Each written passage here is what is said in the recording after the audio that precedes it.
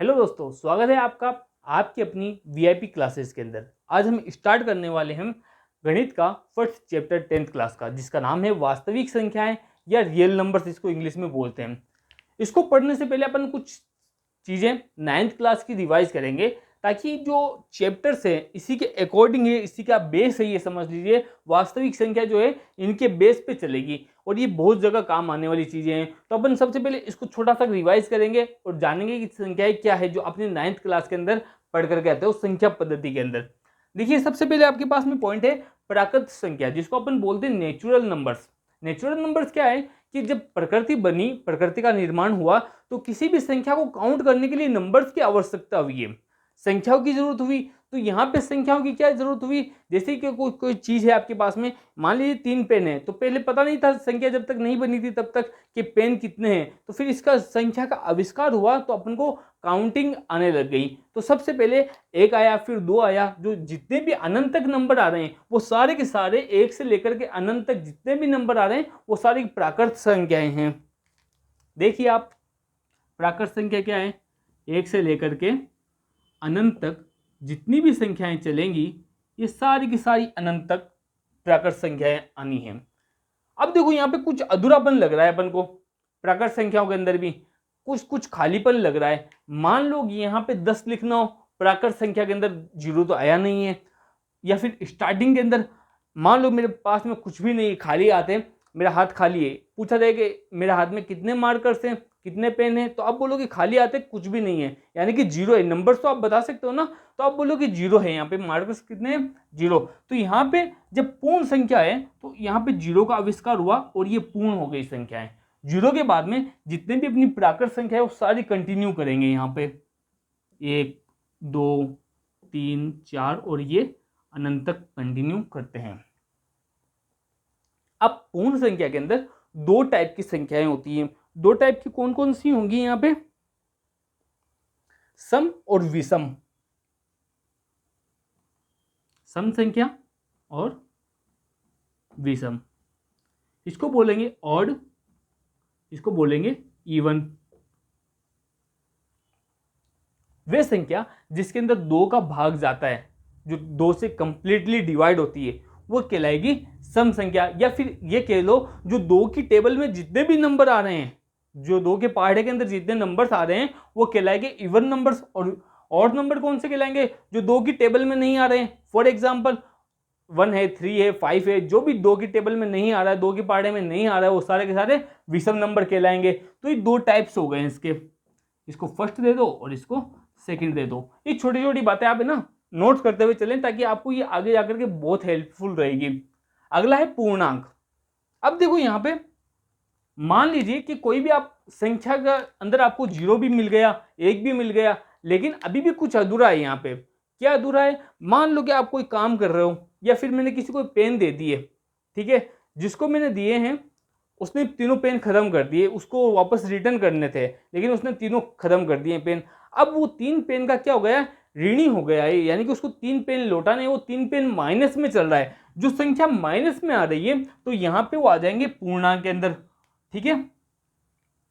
तो ये पूर्ण संख्या तो आप 0 से स्टार्ट हो रही थी, और यहाँ पे जो पूर्णांक है ये -1 से हो गए, -1, -2, -3 एंड -4, और ये अनंत तक जाएगी।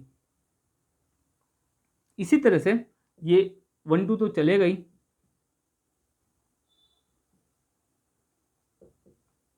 और ये अनंत तक जाएगा। ये आपका हो गई पूर्णांक, जिसको बोलते हैं इंटीजर्स, और इसको z के द्वारा दर्शाया जाता है, ठीक है ना।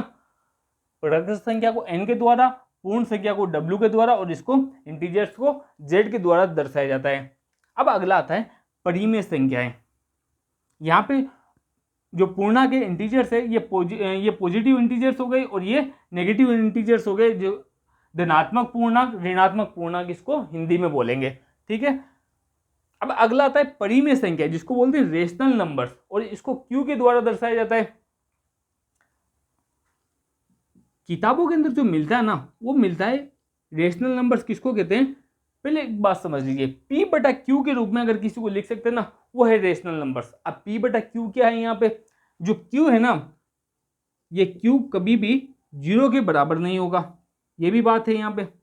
और कोई भी संख्या है यहाँ पे जो पूर्णांक है, ठीक है ना, जितने भी पूर्णांक है उनको p बटा q के रूप में लिख सकते हैं, वो क्या कहलाएगा,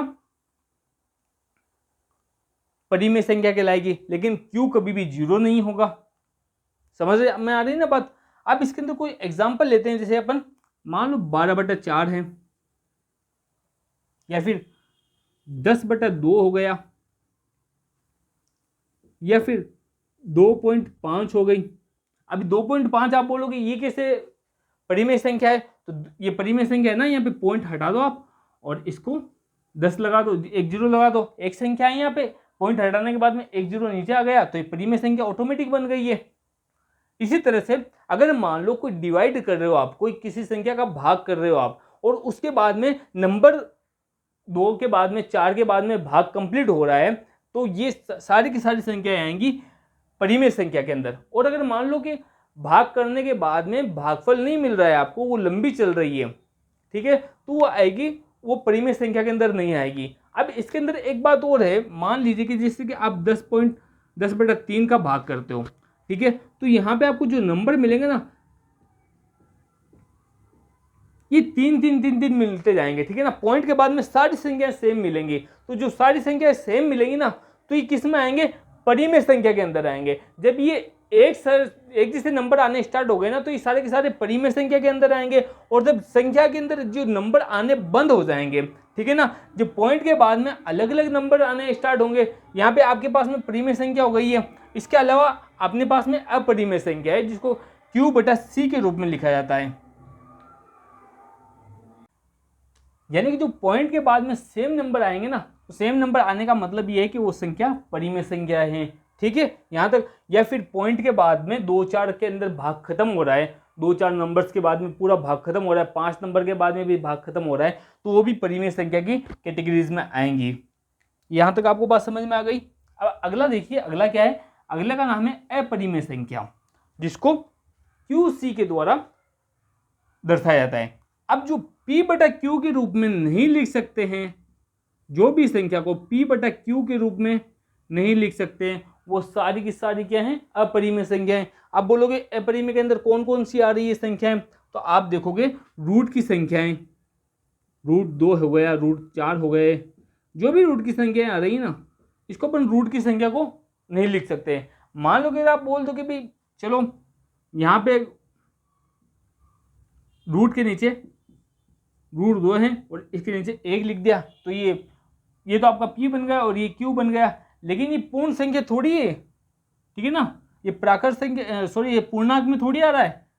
जो √2 है पूर्णांक में नहीं आ रहा है, तो अपने पास में क्या नहीं है, √2 जो है अपरिमेय संख्या की कैटेगरीज के अंदर आएगा। और इसके अलावा जब किसी को आप डिवाइड करोगे, भाग करोगे, तो संख्या की वापस रिपीट नहीं होगी। जैसे कि 10 का भाग 3 के अंदर लगा दो ना, 10 में 3 का भाग लगाते हो, तो यहाँ पे जो 3 बार बार रिपीट हो रहा था ना, तो ये संख्या रिपीट नहीं होगी। यहाँ पे कुछ और आ गया, मान लो किसी और का भाग दे रहे हो आप, इसकी जगह किसी भी एक संख्या को दूसरी संख्या का भाग दे रहे हो, मान लो 7 का भाग दे दिया आपने, तो यहाँ पे संख्या रिपीट नहीं होगी, एक के बाद में अलग अलग नंबर आते जाएंगे। तो ये संख्या क्या है, यहाँ पे ये अपरिमेय संख्या आएगी, अलग अलग चेंज होकर के नंबर आएंगे, तो अपरिमेय संख्या के रूप में दर्शाया जाएगा, ठीक है ना। इसके अलावा जो पाई आता है ना, पाई भी अपरिमेय संख्या में आएगा। अब कोई कहेगा कि 22/7 जो है ना, 22/7 ये तो परिमेय संख्या के अंदर आता है, लेकिन आपको बता दूं 22/7 आपको पता होगा पाई के बराबर एक्चुअल मान नहीं है, ये लगभग माना जाता है, ठीक है ना, बराबर नहीं होता, ये लगभग माना जाता है। पाई बराबर 22/7 होता है, ठीक है, तो ये पाई का मान भी अपरिमेय संख्या के अंदर ही आएगा। अब अगला नंबर क्या है, अगला नंबर है वास्तविक संख्या है, रियल नंबर्स। जितने भी नंबर्स अपन ने ऊपर पढ़े, चाहे परिमेय हो, अपरिमेय हो, प्राकृत संख्या, पूर्णांक, ये पूर्ण संख्या, जितने भी नंबर्स हैं, इस सारे के सारे वास्तविक संख्या के अंदर आने वाले हैं, सब के सब ये वास्तविक संख्या के में आएंगे। तो यहाँ तक आपकी बेसिक चीजें थी ये सारी, जो आपने पिछली क्लासों के अंदर पढ़ी थी, और इस क्लास के अंदर ये आपको काम में आने वाली कुछ चीजें, ठीक है। तो यहाँ तक आपको अच्छे से समझ में आ गया होगा, आप इसको नोट कर लीजिए अपनी बुक के अंदर, और अगले अपन चैप्टर की ओर चलते हैं। वास्तविक संख्या के अंदर जो अपन 1.1 पढ़ेंगे तो उसका जो 1.1 का जो बेस रहेगा ना वो यूक्लिड विभाजन प्रमेय का नाम से है, ठीक है ना। तो इसके अकॉर्डिंग अपन को क्वेश्चन हल करने हैं। तो सबसे पहले अपन इसकी बेसिक चीजें जान लेते हैं कि क्या चीज है, ठीक है ना। तो देखो अपन इसको यूक्लिड डिवीजन एल्गोरिथम जो है इसको अपन पीछे से जानना स्टार्ट करते हैं। इसका मतलब क्या है? एल्गोरिथम या प्रमेय का जो मतलब होता है ना वो होता है, मान लो कोई आपको कोई चीज दे रखी है और उसके स्टेप आपको बताए हुए हैं पहले से कि आपको ये स्टेप फॉलो करके इस चीज को आपको सोल्व करनी है। जैसे कि आपको साइकिल दे दी एक, ठीक है, अब आपको बोल दिया कि साइकिल को आपको चलाना है, तो साइकिल चलाने के लिए अब क्या है, आपको बताना है भाई कि सबसे पहले आपको हेडल पकड़ना है, हेडल पकड़ने के बाद में आपको सीट पे बैठना है, फिर आपको पेडल मारने हैं, तो आपकी साइकिल चल जाएगी। यही स्टेप है इसके, ठीक है ना, ये आपको बता दिया और उसकी सहायता से आप आराम से कर लोगे। तो ये एक एल्गोरिथम हो गया, ये प्रमेय हो गई। अब विभाजन या डिवीजन, विभाजन डिवीजन आप पढ़ते हुए आते हो, ठीक है ना, किसको कहते हैं? मान लीजिए कि आपके पास में ये चीज दे रखी है, 8 को तोड़ना है 4 से, भाग देने की विधि, ठीक है ना, जिसको अपन डिवीजन या विभाजन बोलते हैं। अब इसके अंदर यूक्लिड क्या है? नेक्स्ट जो पर्सन है वो है यूक्लिड का। यूक्लिड एक बंदे का नाम है जिसके नाम पे ये विधि पड़ी हुई है, जिसने इस विधि का खोज की थी, उसी के नाम से विधि को चलाया जा रहा है आगे, ठीक है। तो यहाँ पे जो यूक्लिड के द्वारा विभाजन करने की पद्धति है उसी को यूक्लिड विभाजन प्रमेय बोलते हैं। उसके स्टेप को फॉलो करते हुए हमें HCF निकालना रहता है। हमें क्या निकालना है इसके अंदर? HCF निकालना है। HCF निकालना होता है। अब HCF क्या होता है? हाईएस्ट कॉमन फैक्टर, ये तो पता ही है आपको, ठीक है। किसी चीज का HCF कैसे निकालते हैं, आपको आराम से निकाल दोगे। मान लीजिए आपको इन दो का HCF निकालना है, 8 और 12 आपको दो संख्या दे रखी है, इनका आपको HCF निकालना है। तो क्या करोगे? तो देखो यहां से, देखो यहां से इसको देखना स्टार्ट करते हैं, नीचे से देखना स्टार्ट करते हैं। सबसे पहले आपको F का मतलब होता है फैक्टर, ठीक है ना, फैक्टर का मतलब होता है टुकड़े। तो आपको इन दोनों के टुकड़े करने हैं सबसे पहले, ठीक है। कौन से टुकड़े हो जाएंगे? देखो यहाँ पे, जिसके द्वारा इनका भाग जाए बराबर, 1 का हो गया, 2 का हो गया, 3 में नहीं जा रहा है, 3 के पाड़े में नहीं आ रहा है, ये 4 में आ रहा है, 4 हो गया, ये 3 में भी आ रहा है, 4 में आ रहा है, 5 में नहीं आ रहा है, ये 6 में आ रहा है, ये अब डायरेक्ट आएगा 8 में और ये आएगा 12 में। ये इसके टुकड़े हो गए, ठीक है। इनको नहीं लिखोगे 8 और 12 को, ये इसके टुकड़े हो गए। अब इसके अंदर कॉमन क्या क्या है, दोनों के अंदर कॉमन क्या क्या है? तो देख लो, कॉमन देख लो आप, एक तो ये 1 है, 2 भी है और इसके अलावा 4 है, ये बंदे कॉमन निकाल लिए। अब इसके अंदर ये तेरा हाईएस्ट, हाईएस्ट कॉमन क्या है? हाईएस्ट कॉमन अपन को निकालना है। तो देखो दोनों के अंदर जो एक ही नंबर आ रहे हैं, सबसे बड़ा नंबर कौन सा है? वो हाईएस्ट नंबर है आपका। तो अपने पास में 4 जो है, दोनों के अंदर हाईएस्ट नंबर है, देख लीजिए आप। तो आपके पास में इसका HCF निकल करके आ गया, 8 और 12 का HCF जो निकल करके आएगा वो हो जाएगा आपका 4। ये अपन ने पिछली क्लासों के अंदर पढ़ी है ये विधि, ठीक है ना। इस प्रकार से अपन HCF निकाल लेते हैं। लेकिन जो एल्गोरिथम के द्वारा, यूक्लिड विभाजन प्रमेय का एल्गोरिथम के द्वारा अपन को जो निकालना है ना, उसके स्टेप थोड़े से अलग हैं। वो कैसे हैं अपन देख लेते हैं यहीं पर। इसी नंबर्स को अपन ले लेते हैं यहीं पर।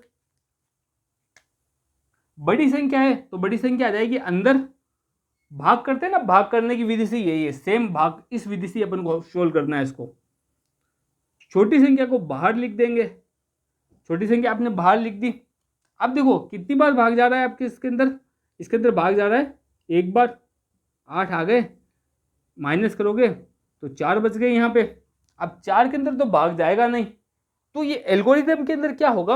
एल्गोरिथम में ये होगा, जो आपके पास में ये 8 बार है, इसको आप अंदर ला करके लिख दोगे यहाँ पे, ये 12, सॉरी इसको 8 बना दोगे आप यहाँ पर,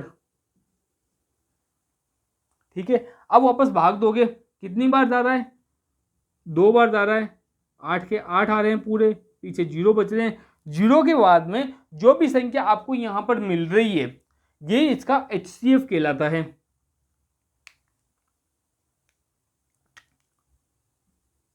तोड़ने वाली संख्या जो भी आपको मिल रही है ना, ये इसका HCF कहलाता है। बात समझ में आ गई ना? सारी की सारी कहानी यहाँ से देखो, यहाँ से जो अपन ने HCF निकाला था, ये HCF और ये HCF दोनों सेम है। इसको अपन जब पर्सनों के अंदर हल करना स्टार्ट करेंगे ना, तो आपको सारी चीजें आराम से समझ में आ जाएंगी। उससे पहले अपन कुछ और चीजें देखते हैं, ठीक है ना?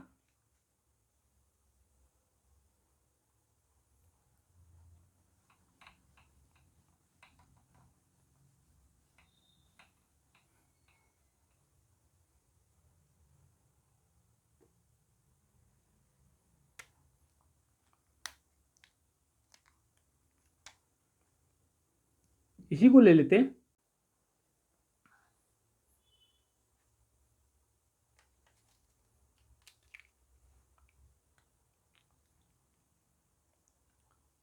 अब देखो यूक्लिड विभाजन पढ़ने का तो आपने देख लिया है सारी की चीजें, ठीक है ना? अब इसके कुछ फॉर्मूले हैं, उसके बारे में अपन डिस्कस करते हैं। देखिए वो क्या होगा, इसी को अपन लेकर के, इसी एग्जाम्पल को लेकर के अपन चलते हैं।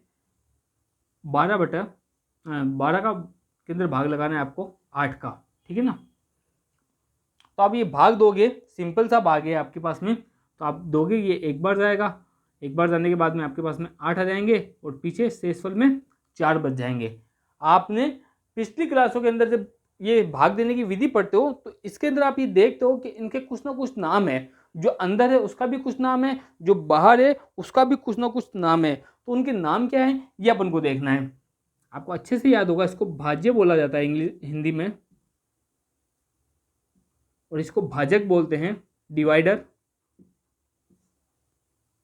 इसको भागफल या कोसेंट बोलते हैं इंग्लिश में, भागफल।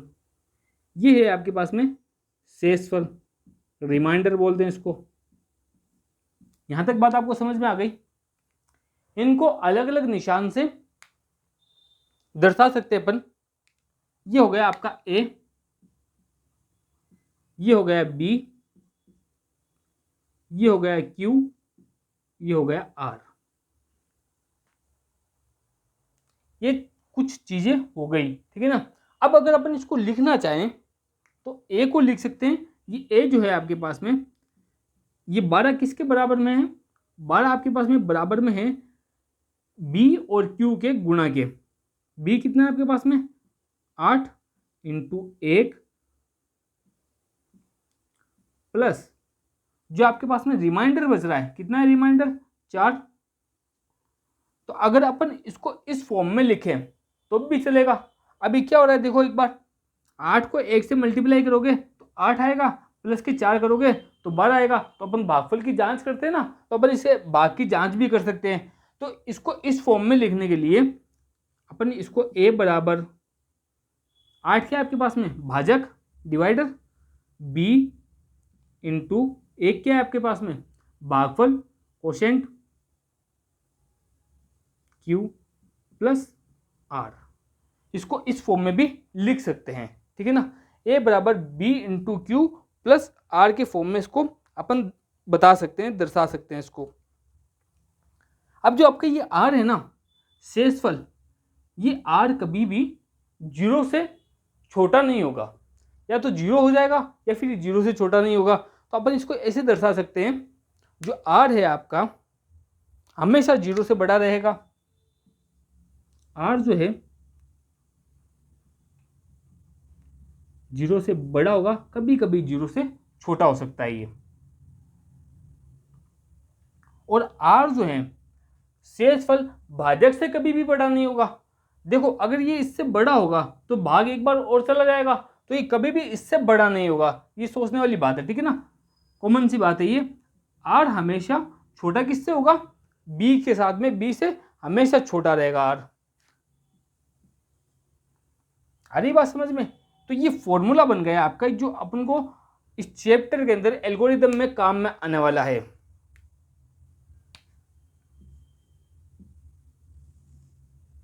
इसको अपन ऐसे भी लिख सकते हैं,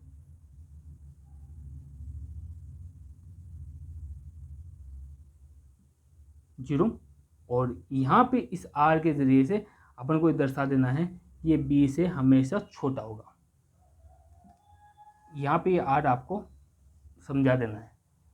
तो ये बेसिक सी चीज़ें थी यूक्लिड विभाजन प्रमेय के अंदर, जो आपको आनी बहुत ज़रूरी है। अब अपन नेक्स्ट क्लास के अंदर इसके अंदर जो वास्तविक संख्या या यूक्लिड डिवीजन प्रमेय के द्वारा जो प्रश्न वो हल करते हैं वो अपन सीखेंगे।